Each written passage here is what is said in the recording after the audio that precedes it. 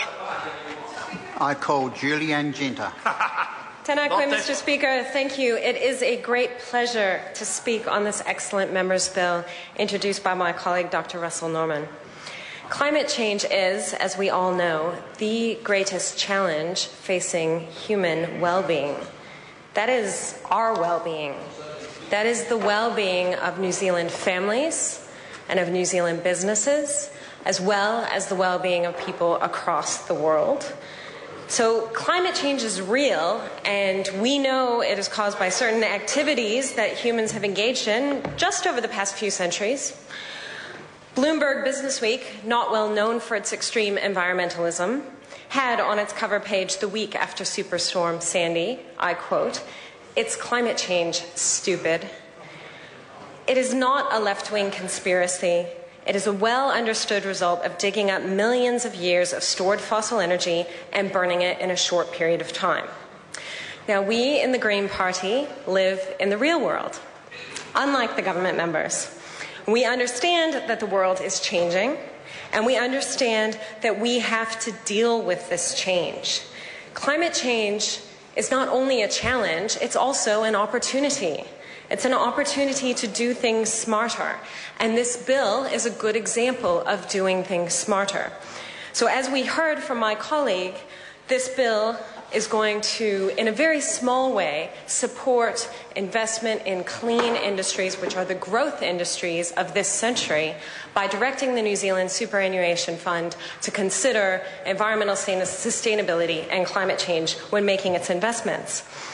But it's not only that that is the right thing to do if we want to preserve human well-being, it's also a smarter financial bet.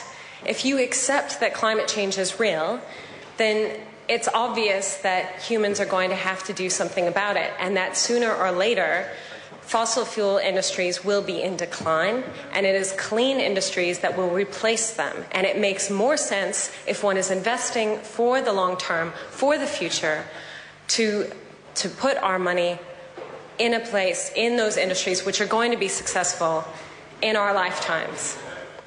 I know that the member, Stephen Joyce, the Honourable Stephen Joyce, doesn't live in the real world, isn't really aware of what's happening. And so the thing is that climate change is arguably the biggest market failure.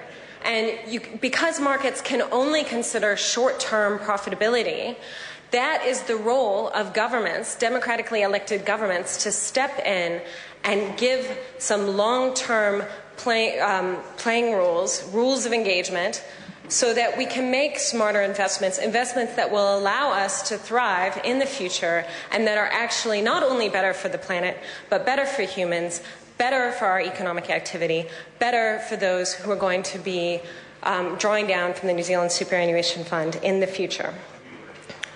According to the government, we cannot afford to prepare for climate change. We cannot afford to take the steps through rational economic instruments like a meaningful price on carbon, which would help our economy transition to a smart green footing. But the reality is we can't afford not to prepare for climate change. It is the reality.